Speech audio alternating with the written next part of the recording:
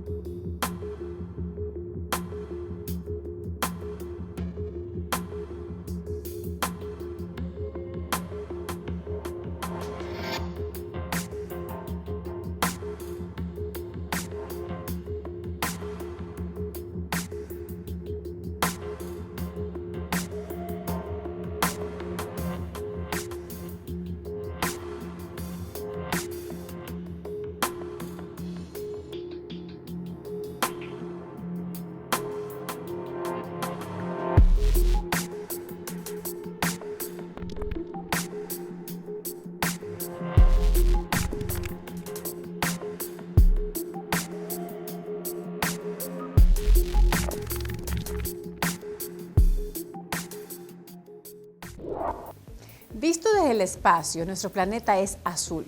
Y es azul por los océanos y por el oxígeno concentrado en la atmósfera. Hay quienes sostienen que este planeta no debería llamarse Tierra, sino océano, argumentando que más de 2/3 del globo están ocupados por el agua. El agua, como la Tierra, tiene carácter sagrado para millones de personas en todos los continentes. Y cuando decimos que los seres vivos estamos hechos básicamente de agua, estamos afirmando algo fácil de demostrar. 2/3 de nuestro cuerpo es agua, distribuida en todos sus tejidos. Una medusa, al igual que un tomate, es agua casi en su totalidad. Sobre el agua, entonces, se levanta el complejo edificio de la vida. ¿Qué formas toma en nuestra realidad geográfica y cultural el uso del agua? ¿Qué debemos aprender sobre ella y qué comportamientos adoptar para protegerla de la contaminación? Río Daule, área de La Toma, donde se capta el agua para potabilizarla y entregarla al consumo de la ciudad. Este caudal se va formando con el agua de otros ríos, pequeños y medianos, que pasan por comunidades agrícolas y ganaderas de una extensa zona. El Daule y el Babahoyo forman a su vez el gran río Guayas, que sostiene ecosistemas muy productivos y una variada actividad económica. ¿Cuáles son los cuidados mínimos que debemos tener con el agua, base de la vida, base de nuestros alimentos? Pero si la ensuciamos por necesidades de producción, lo honrado es limpiarla antes de devolverla a la naturaleza. Un problema muy serio para cualquier ciudad o región es mantener la calidad del agua en sus ríos, esteros y otros cuerpos hídricos. El uso doméstico que millones de habitantes hacen del agua cada día y el uso del agua en procesos industriales la contaminan y la hacen peligrosa para la vida de plantas y animales. Esto exige someterla a procesos de limpieza. Acompañamos a técnicos de la Dirección de Medio Ambiente del municipio de Guayaquil durante una visita para verificar la calidad de agua que vierte al sistema de alcantarillado una fábrica de productos lácteos en el norte de la ciudad. ¿Qué tipo de desechos lleva el agua y cuál es su destino final? Nosotros aquí desechamos todo lo que es el producto de la limpieza de máquinas, tanques, pisos, y esa agua va hacia la planta de tratamiento residual. Ahí nosotros las tratamos por un proceso físico donde le sacamos la grasa, hay también un proceso químico y un proceso bacteriológico. Todo este mangle que usted ve ha crecido por medio del agua tratada. Pues entre las múltiples actividades que realiza la Dirección de Medio Ambiente está el hecho de hacer un seguimiento y control a las aguas residuales industriales que se generan en las empresas. ¿No? Se les exige que estas aguas sean tratadas, ¿no? Para evitar que toda la carga contaminante de ellas vaya hacia los sistemas de alcantarillado sanitario o en su defecto a los cuerpos hídricos receptores. Una de las exigencias es de que las empresas presenten un reporte trimestral de sus análisis de agua. Esto deben hacerlo con laboratorios debidamente acreditados ante el OAE, esto es el Organismo de Acreditación Ecuatoriana. Estos son tanques reactores, ¿no? Estos son los diferentes procesos por los que pasa el agua hasta finalmente descargarla. ¿Qué se está haciendo en este momento aquí? En estos momentos estamos con una muestra del efluente, es decir, el agua que ya es tratada. Entonces esta agua es descargada directamente hacia el sistema de alcantarillado sanitario. Al municipio de Guayaquil le interesa que las descargas que generan las empresas, sus aguas residuales industriales, sean tratadas y vayan cumpliendo con la norma para finalmente descargar hacia los sistemas de alcantarillado o hacia los cuerpos hídricos receptores, con la finalidad precisamente de evitar la contaminación hacia el agua. En el caso de las aguas usadas por la población, también llegan a plantas depuradoras como esta, en el norte de la ciudad, donde se las somete a decantación y oxidación en lagunas, antes de ser devueltas al río Daule. Pero no todas las aguas descargadas en los ríos son depuradas. Hay ríos y esteros en la cuenca del Guayas que reciben aguas con restos de agroquímicos, detergentes agresivos y otras sustancias que a la postre impactan a la propia actividad agropecuaria o industrial, porque si hay una ley general en la naturaleza es que todo está interconectado. Toda acción genera una reacción. Ingeniero, ¿cuáles son los principales cuidados que debemos tener con el agua? El cuidado principal, yo diría, es no contaminar el río. Como ustedes pueden ver, esta agua ahorita no está apta para consumo humano. La contaminación de las aguas depende mucho de las labores que se hagan. Por ejemplo, en la agricultura, por las prácticas arrojan agroquímicos y tienden a contaminar las aguas. Si nos vamos a las zonas mineras, en cambio ellos botan mucho esos productos que utilizan para depurar, qué sé yo, el oro, para lavar el oro. Entonces también tienen otro tipo de contaminación por las minas, ¿no, verdad? Entonces es recomendable que prácticamente no boten esta agua a los ríos, porque quienes pagan los platos rotos son los que van tomando agua de las zonas más bajas, ¿no es cierto? Prácticamente los de arriba contaminan y los de más abajo son los que se están muriendo, son los que están sufriendo por enfermedades, problemas de cáncer, etc. Y como decía, también hay otras zonas donde montan industrias en zonas que no deben estar en esas industrias y están contaminando las aguas subterráneas, como he visto algunos casos aquí en la provincia del Guayas. En cuanto a cuidar el agua, pues aquí procuramos, ¿no? Por ejemplo, en los procesos de limpieza de los galpones de chanchos y eso, el agua, si bien es cierto, sale con excretas y algo de residuos de balanceado, pero va al campo, ¿no? Procuramos regar de alguna manera árboles hemos sembrado. En este sector hemos sembrado unas plantas de nim, que es un árbol de muy rápido desarrollo y que produce un repelente orgánico, natural, ¿no? Entonces hay que ir buscando. La recomendación sería pues no botar aguas con residuos pues a fuentes.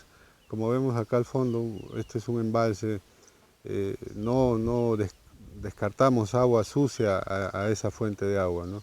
Eso sería básicamente ver la manera de tratarla, y capaz no para descartarla, sino para usarla como fuente de riego, ¿no? Que es lo que tratamos de hacer aquí. Aprendamos, una oportunidad para superarnos. El suelo es otro de nuestros recursos más preciosos. El suelo es la capa donde nacemos y construimos nuestras vidas. El lugar donde está nuestra vivienda y de donde proviene la mayor parte de los recursos naturales. Es el hábitat de los seres vivos, animales, insectos y microorganismos. Aquí se desarrolla la agricultura y la ganadería. El suelo es la capa superficial de la tierra en la que crecen las plantas, el lugar donde habita la mayor parte de los seres vivos, animales, insectos y microorganismos. El suelo es el recurso básico de la agricultura y la ganadería. Es el lugar donde habitamos todos. ¿Qué ocurre cuando contaminamos el suelo? Estamos afectando a todos los seres vivos que lo habitan. Y se lo puede contaminar de muchas maneras, con objetos de plástico que no se degradan fácilmente, con agroquímicos, desechos mineros o desechos domésticos. Este es un campo experimental de la Universidad de Guayaquil en el camino a Vainillo. Estudiantes y profesores de agronomía trabajan aquí en sus cultivos, hacen experimentos, buscan respuestas en la tierra, en el clima y en las plantas para seguir innovando en esta vieja y noble actividad, la producción de alimentos.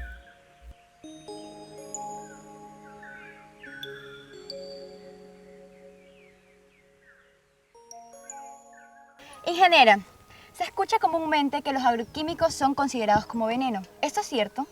Bueno, todo lo que tiene que ver con agroquímicos, la palabra mismo lo dice, los químicos, hay que tener mucha precaución.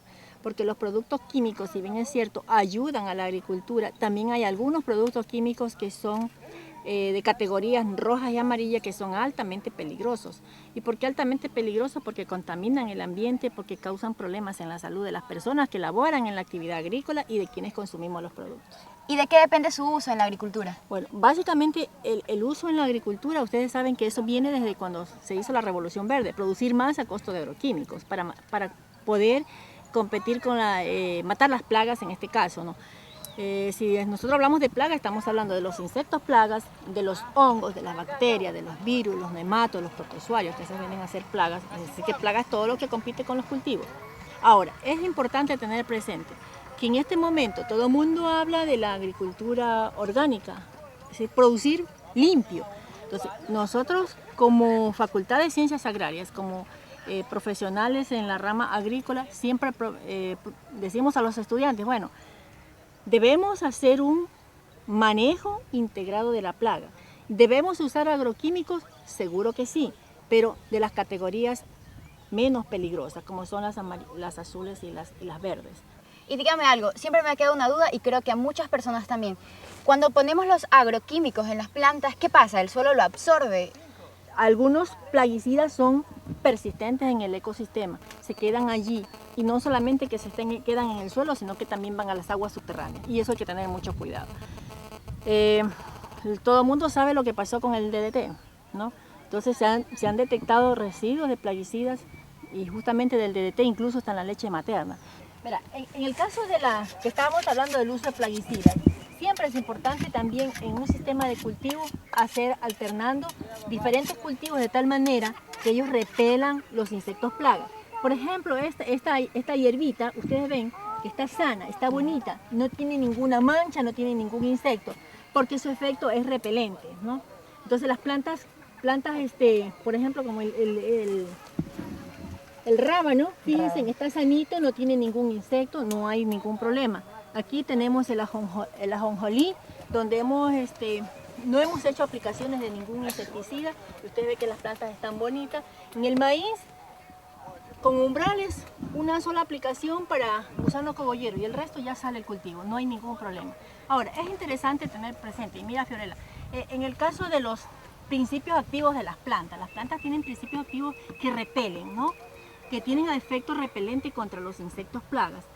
Y de tal manera que en el área de investigación hemos trabajado con el uso de extractos de plantas para los insectos plagas y con resultados muy positivos. Recientemente terminamos de hacer un trabajo en tomate. En tomate es uno de los cultivos donde más plaguicidas los productores utilizan.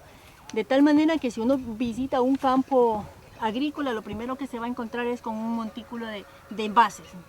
Y generalmente con categoría, con etiquetas rojas y amarillas. Las más difíciles. Sí, las más difíciles, las más complicadas. Entonces las plantas también podemos utilizar ese recurso, como la hierbita, por ejemplo.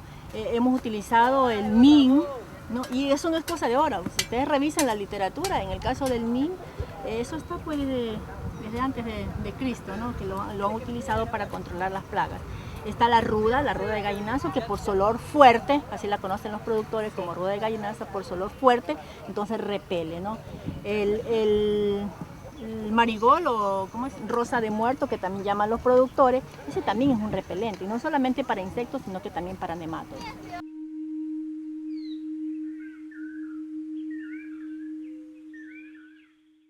Es importante tener presente que el suelo es vida. En el suelo hay muchos microorganismos que son buenos, microorganismos que son antagonistas. Cuando nos referimos a antagonistas, significa que ese antagonista no deja crecer a otro microorganismo, ¿no? Entonces, eso hay que protegerlo.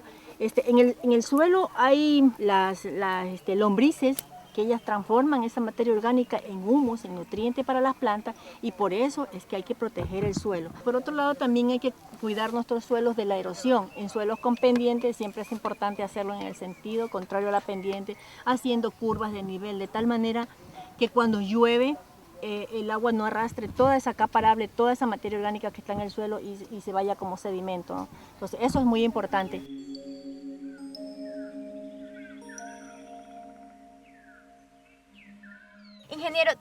otra duda. Sí.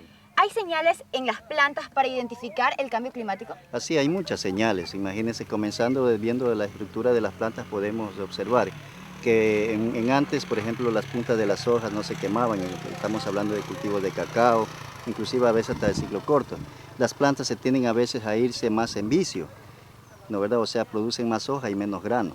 Entonces, a veces los productores no saben a qué se debe eso, piensan a veces que los productos que están usando no funcionan. No es eso, sino es justamente por los cambios de tiempo que se están dando. Y están apareciendo nuevas plagas, nuevas enfermedades, hay ciertos insectos benéficos que más antes no eran agresivos, se están volviendo agresivos o se están cambiando justamente por este cambio.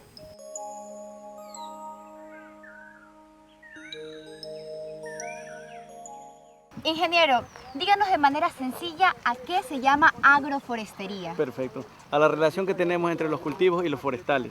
Cultivos de ciclo corto o cultivos de mediana estatura con cultivos altos forestales. Usted sabe que con un suelo más cubierto hay menos evaporación, ¿no? Entonces el árbol va a dar sombra y también va el asunto del ambiente, ¿no? A purificar el aire. Y es lo que hay que conservar ahorita es los forestales también.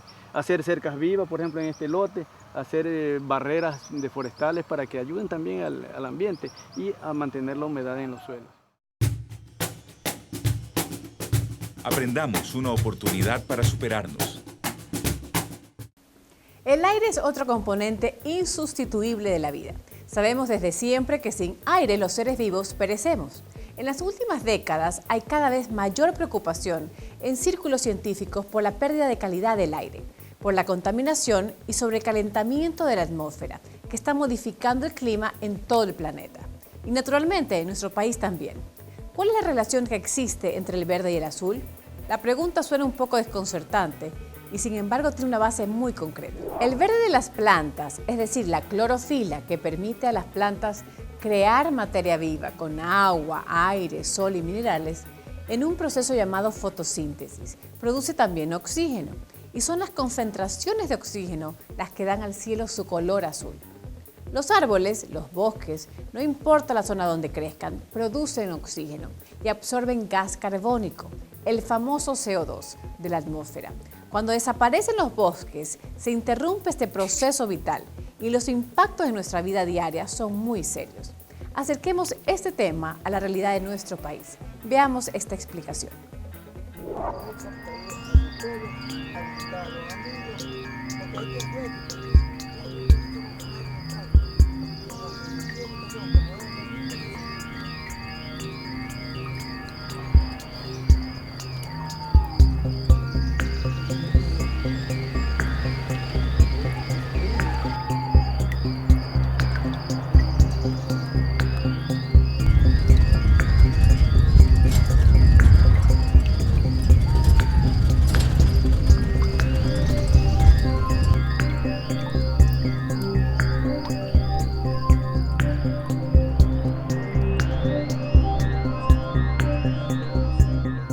¿Qué función tienen los bosques? ¿Qué servicios ambientales nos entregan? Al quitar carbono de la atmósfera y producir oxígeno, los bosques son reguladores de la calidad del aire y de la temperatura en el planeta. Los bosques participan en el ciclo del agua, en la formación de nubes, pero también los árboles a través de sus raíces hacen llegar el agua hasta los acuíferos subterráneos, que a su vez dan origen a ríos, esteros y lagunas. Son surtidores de madera, de celulosa para el papel, de plantas medicinales y tierra fértil. Es claro que los bosques son primordiales para nuestra existencia, para regular el clima y mantener limpio el aire que respiramos. Bueno, siempre decimos nosotros que los bosques de Cerro Blanco y otros bosques nativos de la costa son los pulmones verdes, tanto para la ciudad de Guayaquil, también para el resto de la costa. En ese sentido, en cuanto al cambio climático, los bosques, sobre todo nativos, ayudan pues a mitigar los impactos de cambio climático en el sentido de que las plantas, los árboles inhalan, un poco como nosotros respirando, el dióxido de carbono, que es uno de los gases invernaderos pues, que se queda atrapado en la atmósfera arriba de la tierra, pues, y se hace que se calienta la misma tierra. En cambio, pues, los árboles pues, producen oxígeno. Entonces, manteniendo y también reforestando los bosques nativos, estamos ayudando pues, a que el país no sufre mayores impactos. Para nosotros, pues, es notorio, como nos pasó este año, pues, que las lluvias en pleno invierno, pues, se pararon. Más y más vamos a ver estos cambios de los patrones climáticos y ya está a la vista en la cordillera Chongón-Colonche. Si habla con los comuneros más adelante en la cordillera, habla que casi no cae lluvia en invierno, sino más bien ellos sobreviven de la garúa que se produce en verano, y no era así. Aprendamos, una oportunidad para superarnos.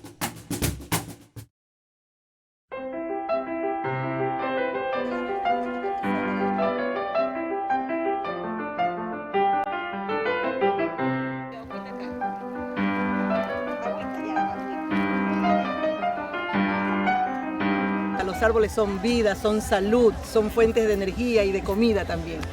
Para mejorar el medio ambiente y la calidad del clima, mejorar la capa de ozono, la oxigenación, eso.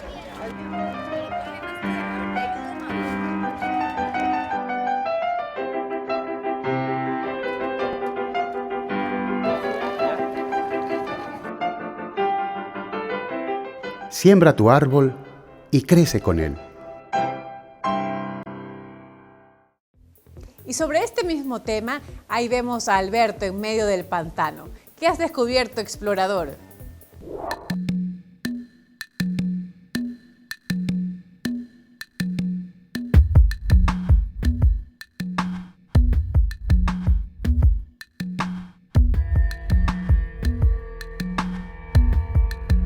¡Wow! Y ahorita estamos en un manglar. ¿Qué es un manglar para los que no saben? El manglar es un bosque tropical que puede habitar en lugares donde otras plantas no pueden habitar. Leí que se trata porque el agua es demasiado salada, pero no creo que sea tan salada. Vamos a probarla. No, sí está bastante salada. No sé cómo otras plantas podrían existir aquí, pero bueno, el manglar hace un filtro a esta sal y por eso puede vivir acá y nos ayuda a todos en el ecosistema. Entonces, el mangle es el tipo de árbol y el conjunto es el manglar. Aquí nuestro amigo, Jacome, ¿cómo está? Buenas tardes. Nos va a contar que hay varios tipos de mangle o manglar en conjunto. ¿Cuáles son esos tipos? Podemos... El mangle rojo, el mangle blanco. Este aquí, por ejemplo, ¿cómo se llama? Este mangle es Elí. Este mangle es Elí. Elí. Elí. Elí se llama este mangle. He escuchado del mangle rojo también. ¿Ese lo podemos encontrar por aquí? Sí, también hay. ¿Cuál es? ¿Se lo puede ver? Y ¡blum! Hemos viajado ya y nos hemos trasladado a un mangle rojo. Y aquí lo tenemos. Amigo, ¿y cómo podemos diferenciar que este es el rojo? O sea, si algún día vengo yo solo... Por las raíces, o sea, la parte de las raíces que tiene altas raíces colgando aquí. ¿Y esos hongos, esas manchas blancas que se producen en las raíces, qué son? Ese es el ostión, ese es el ostión que cría ahí. ¿Ese es el ostión? Sí, el ostión es. Acabamos de aprender algo nuevo. No sabía que los ostiones crecían en las raíces del mangle rojo, para que vean lo que estamos aprendiendo. Un plato tan rico, un ceviche de ostión, viene del mangle. ¿Pueden creerlo?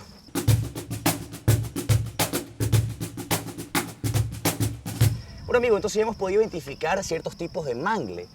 Ahora tengo otra siguiente pregunta. ¿Qué tipo de animales crecen alrededor del manglar? En el manglar ahí crece el cangrejo, en medio del manglar crece el cangrejo, el mejillón también. Claro, a ver, el cangrejo crece y vive en el lodo, ¿verdad? Exactamente. Ellos, para la protección de ellos, que no se lo saquen, ellos hacen, a medio de las raíces, hacen los huecos para ellos. Ahí está el protegido. Y siempre me he preguntado, ¿cómo hacen para sacar un cangrejo? O sea, si está metido en el lodo, ¿cómo lo sacan? Tiene que busca el hueco ahí, romperle a donde está recto y ahí meter la mano. Con la mano, hasta el fondo. Hasta el fondo.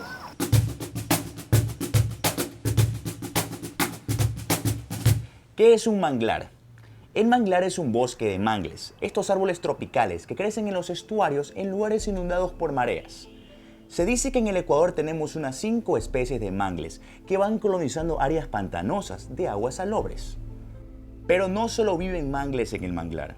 Otras plantas y numerosas especies de pájaros, peces, reptiles, moluscos, crustáceos viven aquí, asociadas o compitiendo, formando cadenas alimentarias en las que unos dependen de los otros, para que la magia de la vida pueda continuar.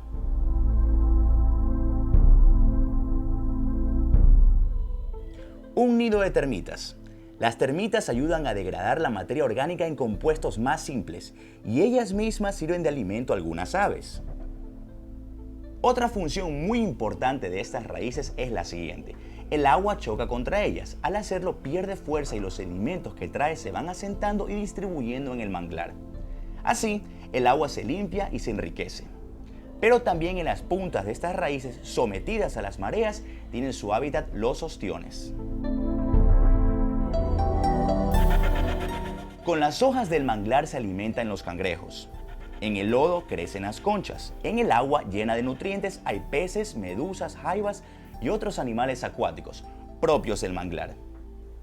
En suma, la tierra en que vivimos tiene este privilegio verde, el manglar que en muchos lugares está siendo muy presionado por la expansión urbana y la basura. Proteger este bosque, no contaminar el agua de los esteros en Guayaquil es la decisión más inteligente que podemos tomar. Solo hace falta un cambio de actitud.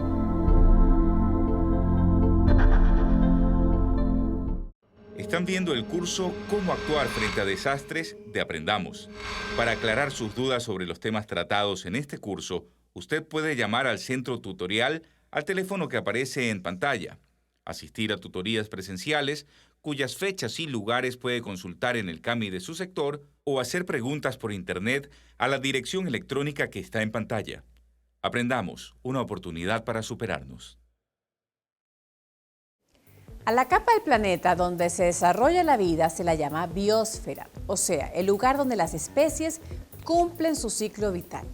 Aquí los organismos gigantes o microbios tienen lo necesario para seguir viviendo, cooperando, compitiendo, como cazadores o como presas, pero siempre relacionados unos con otros. Cuando los seres humanos modificamos las reglas que la naturaleza ha elaborado durante millones de años para que haya vida, ponemos en peligro nuestra propia existencia. Cada vez queda más claro que las actuales generaciones no tienen derecho a destruir los recursos, sino a manejarlos con inteligencia, de manera que las siguientes generaciones reciban lo que les corresponde. Cada vez queda más claro que las fuerzas de la naturaleza están en perpetuo movimiento y en algún momento pueden golpearnos. Tenemos que aprender a convivir con ellas y a prevenir sus golpes, pero tal vez el aprendizaje más importante es a no crear amenazas nosotros mismos. Recuerde esta verdad sencilla: en la naturaleza todo está unido con todo. Los errores o los aciertos en nuestra relación con la tierra en que vivimos tendrán siempre una respuesta. Aprendamos, una oportunidad para superarnos. Y hasta aquí el programa del día de hoy. Gracias por su sintonía, mucha suerte a todos y hasta la próxima. Esto es Aprendamos, una oportunidad para superarnos.